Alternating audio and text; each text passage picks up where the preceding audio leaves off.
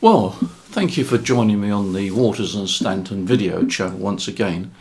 I'm going to take a look at a transceiver today. It's a little bit special in as much as it's a little bit unusual. It's the Alinco DX-10 transceiver, and as the title model number would suggest, it is a 10 metre transceiver. Yes, just 10 metres. It covers AM, SSB, FM, and it's 25 watts output, but only one band. Now, you might think that only one band is a bit restrictive. Well, this transceiver would probably have sat on the warehouse shelf 3 or 4 years ago because 10 metres wasn't active at all, really.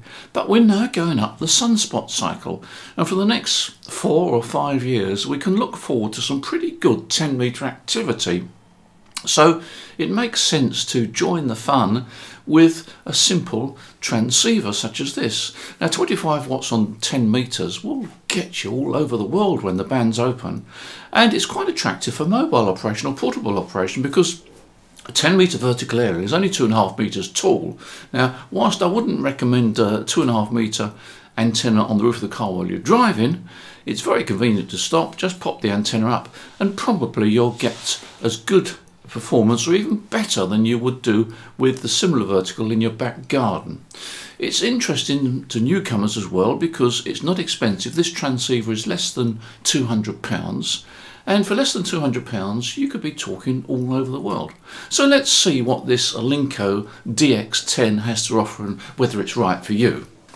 I think the best way to get to know this transceiver is to take you through the controls on the front, and that'll give you some idea of the versatility of this transceiver and how you can configure it to suit your own purpose. So let's go through the front panel. As you can see, it's got quite a few controls on it, and in the top left we've got a switch which is A, B, C, D, E, F, and that switches the frequency range in 300 kilohertz steps, which enables you to travel through the frequency range pretty quickly. Next to that we've got a function button. If you press it briefly, it selects the functions under the buttons to the right of it, and if you hold it in for about 2 seconds it goes into a menu system for settings. Looking at the buttons from left to right, the first button, RB, is Roger Bleep, which you probably know from your CB days if you've been a CBer. Below that is the beep, which you can turn on and off, which indicates whether there's a bleep when you turn controls or not.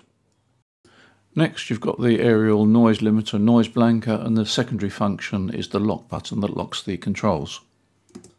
And the last of the top row is DW dual watch, which enables you to watch 2 channels, and below that is a means of switching off the LCD display. Going down to the bottom row we've got a button for switching on the scanner and also sub-menu for selecting certain channels to scan. Next to that we've got a button which nudges the display up 10 kHz with a secondary function that switches in high cut on receive. The next button enables you to cycle through different coloured displays, and the secondary function is a timeout button which limits the transmit to a preset period. Finally, you've got an emergency channel button, and the secondary function is switching the metering for transmit and receive. There's also a button combination for switching on an internal VSWR meter. Unfortunately, there's no internal antenna tuner, but I don't think you could expect that at that price level. So it's quite comprehensive. So now let's have a look at the bottom row of buttons, the main sort of controls that you're likely to use as you're operating your transceiver. Far left we've got the mode switch which selects FM, AM, SSB, CW, etc. This is followed by a combined volume and squelch control. Next we have a tone control and an echo control. I don't think the echo control will be of much interest on the handbands. After that we've got the receiver RF gain control and the transmitter power control. And finally we've got the clarifier control. On the back of the radio we've got a heatsink, a CW key, which I forgot to mention at the beginning. It will send CW, but it's only a manual key, I think. We've got an external speaker and a USB port, which I'll have to read up on the user manual for what that actually does or what it's used for, and a dedicated DC lead, which of course is supplied in the box. Well, the manual doesn't actually give much clue as to what that USB connector is, apart from saying that it's for programming. The radio also comes with a fist microphone which has up-down frequency control buttons as well. So it's time to do some live tests on the radio now. I did have a problem actually. I couldn't get any modulation on SSB or AM or FM. There was no modulation at all. And there's no control on the front panel for mic gain. And I eventually found that there's a menu item and it's called ICG. I'm not quite sure what that means. Perhaps it should be an M in front of the I to make it mic gain or something like that. Anyway, ICG is the mic gain, and that was turned down to 1, which is effectively off. And then when I turned it up to, I think I turned it up to a level of 31 or 32, everything was fine. So as the radio arrived, it would appear that it wasn't working properly because I wasn't getting the modulation out. Got a carrier out on AM, but no modulation. Same with sideband, nothing out at all.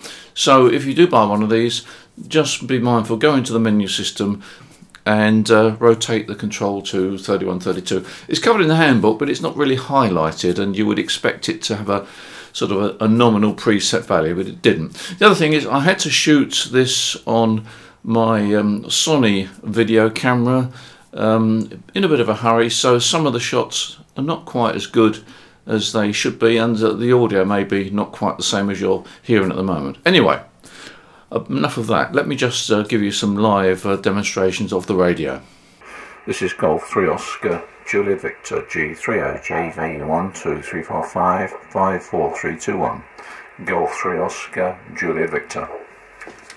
On transmit I was getting approximately 20 watts PEP. Hello test, this is Golf 3 Oscar Juliet Victor G30 JV Golf 3 Oscar Juliet Victor. So 20 watts is slightly down on the 25 watt claim, but who's going to argue about that? It was showing 20 watts PEP, and I think if I turned the mic gain control up I'd have got a bit more power out. Now I demonstrate the method of tuning. This control on the far left goes up in 300 kilohertz steps. This control here goes up in 5 kilohertz steps, and this control here is what they call the clarifier, but in actual fact you can change the steps. At the moment it's going up in 1 kilohertz steps, but if I press this button I can make it go up in 10 kilohertz steps. If I press it again, we're now in 10 hertz steps, that's 100 hertz steps, and this is 1 kilohertz steps. So it's pretty flexible. Once you get your head around it, you can move around the band quite easily. Unfortunately 10 meters was closed when I was doing this particular demo. There's a few weak FT8 signals which you can possibly hear in the background there. I haven't got a particularly good antenna for 10 meters, but these FT8 signals were actually about the same strength on my IC7300, so there's no problem in the sensitivity of the receiver, and you can hear there's an FT8 signal there. Unfortunately there's nothing on sideband at the moment, but anyway, I'm very confident in the performance of the receiver. I should also mention you get a mounting bracket for mobile work with a couple of screw handle type things that go into the side so you can angle it, and of course you can also use this as a desk stand because the speaker is underneath the radio. The radio is pretty comprehensive, and as I mentioned I think earlier, if you hold the function button in, then you can select various menu items such as the CW side tone, and you can adjust the frequencies controlled by the clarifier. The clarifier's actually got 2 speeds. You press it in, you can get a coarse or a fine tuning, so it's great for sideband and so forth. So it's a nice transceiver, and it's 25 watts. Is going to be quite meaty, and I think that you'll quite enjoy it and realise that it's good value.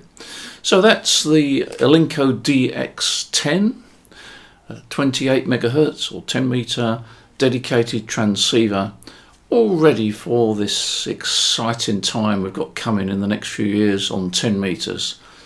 It's a nice little rig actually. Go well in the car. Thanks for your support on this channel, it's much appreciated, and don't forget that if you've got any other bits and pieces you need or transceivers, give us a call down at Portsmouth, or motor down there and visit us there, or go on our websites. Whatever way we can help you, we'll be happy to do so. In the meantime, you enjoy your ham radio. Thank you for your support on this channel, it's much appreciated. Take care, see you in the next video. Bye.